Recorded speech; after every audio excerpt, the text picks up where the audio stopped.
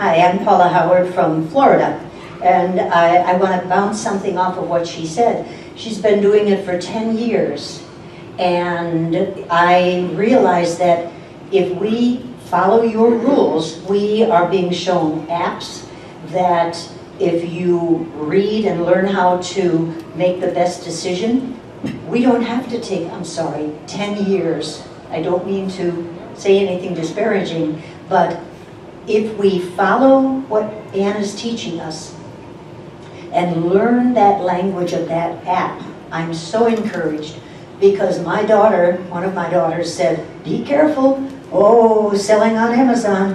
And I said, yes, but there are rules and we don't have to reinvent the wheel. So I wish you all good luck.